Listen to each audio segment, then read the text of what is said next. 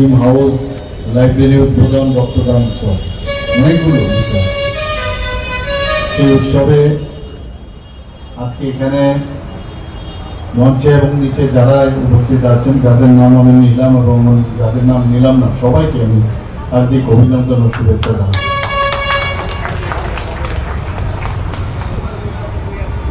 দেখুন, ক্লাব যদি তার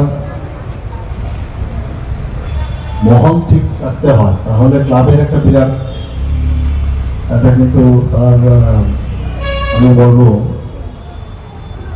ইনডিসপোজেবল ইনস্টিটিউশন।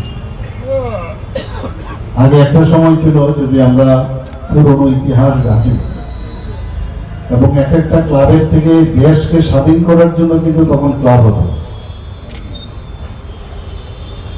ইভেন পূজার মাধ্যমে এই যে গণেশ পূজার ইতিহাসও যদি আমরা শুনি মহারাষ্ট্র, সেখান থেকেও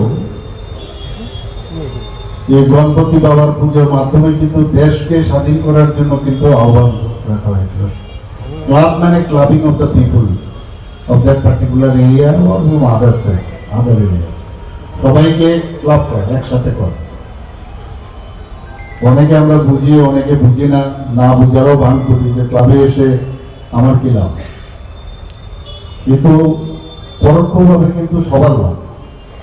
যারা ক্লাবের সাথে যুক্ত থাকবে তার মধ্যে এটা কিন্তু কনফিডেন্সও অনেকটা বেশি বাড়ে। কনফিডেন্স এই কারণে বাড়ে যে আমি মানুষের জন্য কাজ করছি, আমার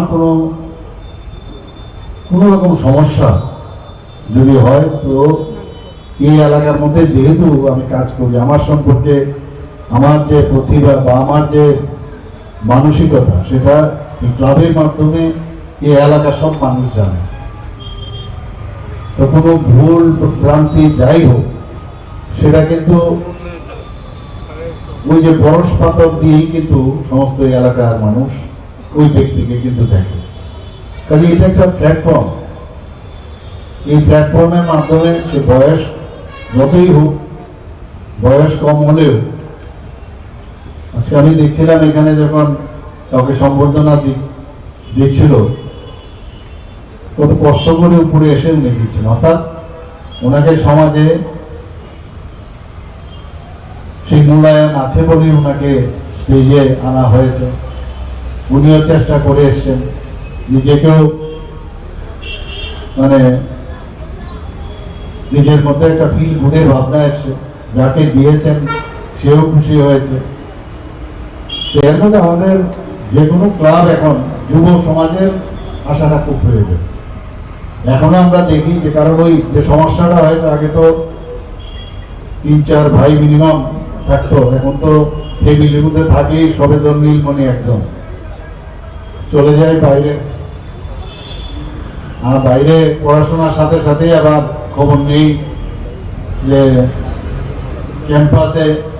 ক্যাম্পাস হয়ে তার চাকরি হয়েছে কিনা। আসবে কোথায়? আগরতলায় তো আর আসার সুযোগ নেই। তো এখনো যেখানে যায়, যারা আগে কাজ করেছিল ওইসব ব্যক্তিরা এখনো আছে, ধরে রেখেছে। আমি জানি না আগামী দিন কি হবে।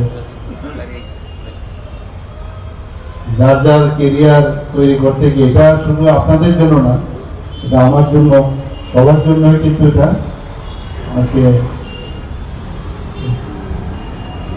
এই বার্তাটা কিন্তু সবার জন্য, স্পেসিফিক কারোর জন্য, যেটা চিন্তার বিষয় কিন্তু।